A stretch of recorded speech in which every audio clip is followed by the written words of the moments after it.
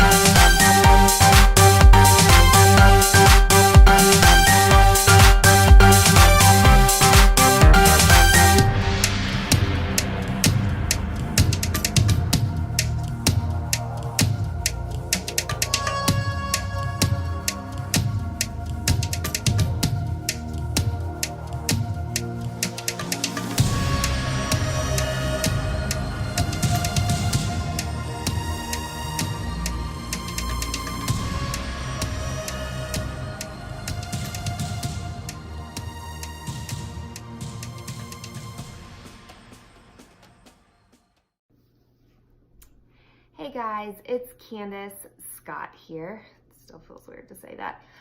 With Candace C Fitness, and I wanted to talk to you guys today about something that I feel a lot of people are not completely aware of or completely understand, and that is the 7 functional movement patterns that we as human beings should be able to do, should be able to master in our everyday life. And we really should be able to do these before we start adding more resistance into our workouts and before we start doing more high intensity stuff that involve these movements that we may not even realize. So if I were to ask you, what are the 7 essential or functional movement patterns that we use every day or that are our foundation, would you be able to answer that? I guarantee you probably do them almost every day. Now, the 7 movement patterns are, I'm gonna go ahead and give it right to you. We have a squat, we have hinging, we have lunging, we have rotating, we have pushing, and we have pulling. There we go. Really, really complicated, right? Now, if I were to ask you how you do an example of each one of these in your everyday life, would you be able to answer that? Well, I will give you an example for each one. How about that? So you don't have to think about it. All right, so for a squat, for example, a lot of people get confused, and I'm gonna go into more detail about each and every one of these movements, and then I'll show some examples after I talk about them. But a squat essentially and a hinge a lot of times can get kind of confusing to people. A lot of times people think one and the other are essentially the same, but they're not. The best way to think about or kind of differentiate between the two is that with a squat, you're keeping your chest up. So you're keeping your spine essentially extended in a sense. So your thoracic spine, which is your middle back, is gonna be more straight. Now, it doesn't mean you don't lean over at all. Most people cannot squat with a full 90 degrees in their spine. That's not going to happen, and in their hips. But you don't lean over all the way, whereas a hinge is an actual bend movement. So a squat, the best way to think about it is if you are sitting in a chair. When you go back to sit down in a chair, you're squatting. So when you're starting to learn a squat, that's why a lot of fitness professionals will tell you that that is the best way to do it, is to start by sitting in a chair. Now, as you progress up, of course, you want to learn body weight. You want to make sure that you keep your heels on the ground when you do it, and also your big toe, because that's going to engage your core. And then on top of that, again, keeping those shoulders kind of back, that nice neutral spine, not letting that lower back dip down. And again, really making sure that you squeeze your glutes as you stand back up, because you want that glute engagement. Even though a squat is more of a knee dominant exercise than like a hinge, because your knees do bend more, you still want that glute engagement. Your glutes and hamstrings, the back of your legs, the back of your body should be what is engaged and really working you through that movement. Moving on next to the hinge. So a hinge is essentially, like I said a minute ago, a bend movement. So you are bending at the waist. You are hinging your hips back.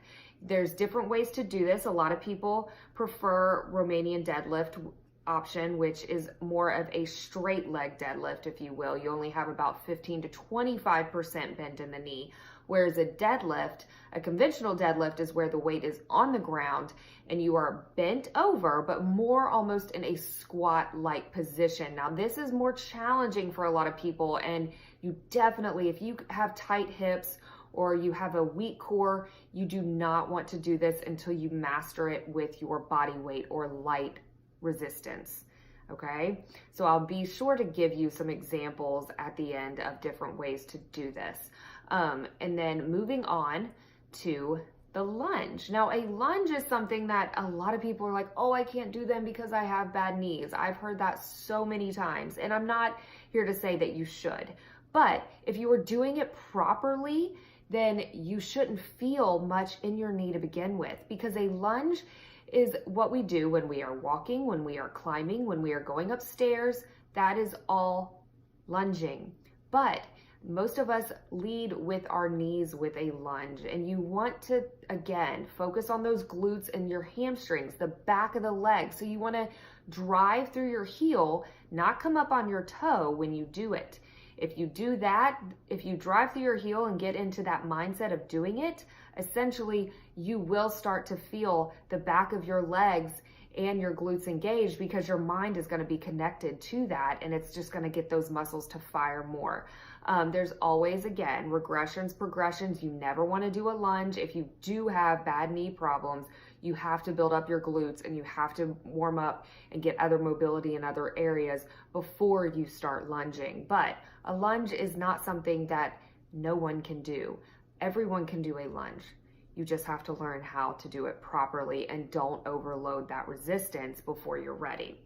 Next up, we're going to talk about rotation. So rotation essentially means that you are rotating side to side. You're using that core, but your core has so many layers. And with a rotation, you're really using those obliques, those internal and external obliques, the sides that help move. You're also using muscles along your spine, some of your larger muscles that you may not even be aware of. But if you don't have that deep core engagement already, and if your spine or any other thing, your posture is off, then you're gonna hurt yourself when you rotate. So you wanna make sure you get those stabilizer muscles in your core, those deep, deep muscles. So you wanna make sure before you start rotating that you get those deep inner core muscles. So your transverse abdominis, your internal obliques, all those muscles that make up and support your spine, they need to be able to function and really turn on to protect your spine when you rotate, because we rotate all the time when we're bending, even when we're bending over to pick something up. If our obliques are not strong, internal and external, and we don't have those spine stabilizer muscles going, that's how we pull our back out, and that's how we strain muscles and hurt our backs and end up in a lot of pain, because we're not thinking and we're not moving properly. So rotating is something that everyone should be able to do. Unfortunately, we are so imbalanced because of our posture, because of our lifestyles, that we really don't move correctly, and that's how we get injured. And rotating is something that I think that a lot of us need to work on. But it all starts, again, with those deep core muscles. The next thing is a push movement. So a push or a press. And the best way to think about that is pushing anything away from, so pushing something away from your body. So if you are pressing a button, or if you are even doing a push-up, is the best example as far as I can think of a body weight movement and how to do a push. A press is the same thing. You can lift something overhead, or if you're pressing something away from the body. So again, best way to do it is, I don't always recommend doing, because you can have some shoulder issues if you are new to working out, learning the push movement in a push-up on a wall or on an elevated surface. And so you're maintaining that, learning how to maintain that neutral spine, keeping that core engaged, not letting those hips sink or that head fall above or below, rather, your neck and shoulders. You want to keep everything neutral. That's the biggest takeaway. So again, core engagement, it's huge.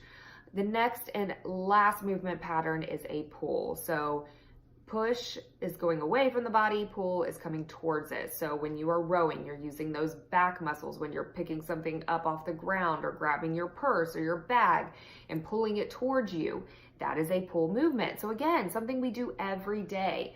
And a lot of times we get that upper engagement when we're really, really tight through our neck, or if we sit all day and have those rounded shoulders, it's really hard to use the right muscles and open up that back and that chest to where you can really pull with your lats, with your rear delts, with your serratus, all those muscles. You don't have to know which ones they are, but all those muscles that make up our back.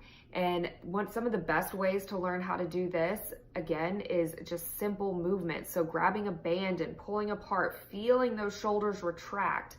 That is something that you can do, or pulling towards you rather, getting those elbows, those shoulders back, really opening up that chest.